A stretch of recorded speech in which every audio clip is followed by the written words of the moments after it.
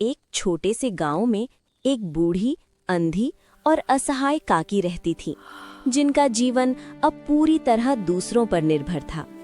एक समय था जब काकी इस गांव की सबसे संपन्न महिला थी। खेत, घर, अनाज, किसी चीज की कमी नहीं थी। लेकिन उम्र के साथ आंखों की रोशनी चली गई और अपनों पर भरोसा ही उनका सहारा बन गया। इसी भरोसे में उन्होंने अपनी सारी जमीन और घर अपने भतीजे के नाम कर दिए। उन्हें लगा अब बुढ़ापे में उन्हें सहारा मिलेगा, पर किस्मत को कुछ और ही मंजूर था।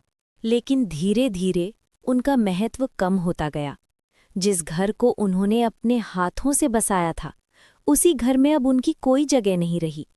सब लोग साथ बैठकर खाना खाते, हंसते बोलते रहते और काकी बस एक कोने में चुपचाप बैठी रह जाती, जैसे वो इस परिवार का हिस्सा ही न हो। बुढ़ापे में उनकी सबसे बड़ी पीड़ा थी भूख। अब न कोई इच्छा बची थी, न कोई सपना।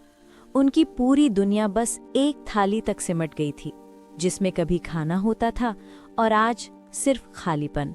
एक दिन घर में तिलक का बड़ा समारोह था। पूरा घर रोशनी और खुशियों से भर गया था। रसोई में गर्मा-गर्म पूरियां तल रही थीं, कचौरियों की खुशबू हवा में घुल गई थी और मिठाइयों की मिठास हर तरफ फैल रही थी। हर कोई व्यस्त था मेहमानों की सेवा में, पर इस शोर और खुशियों के बीच एक कोना अब भी चुप था। इन खुशबुओं ने काकी का मन विचलित कर दिया।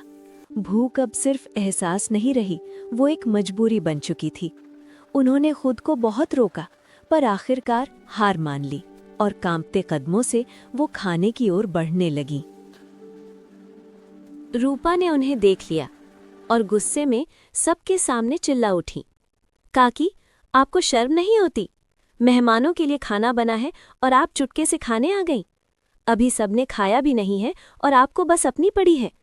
उनकी तेज आवाज पूरे आंगन में गूंज उठी। सब लोग बस देखते रह गए।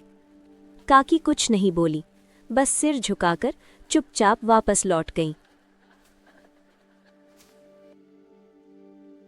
रात को जब पूरा घर गहरी नींद में सो गया, चारों तरफ बस सन्नाटा था, पर काकी की भूख अब भी जाग रही थी।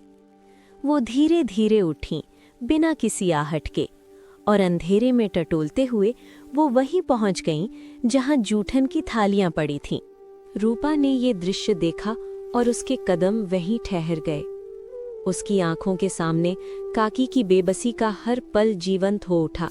उसका दिल दहल गया और उसी क्षण उसे अपनी गलती का गहरा एहसास हुआ। आज पहली बार उसे अपने व्यवहार पर सच्चा पछतावा हुआ।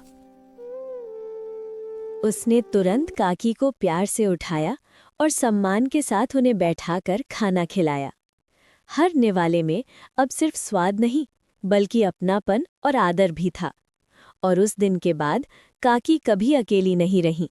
उन्हें वो प्यार और सम्मान मिला जिसकी वो सच में हकदार थीं।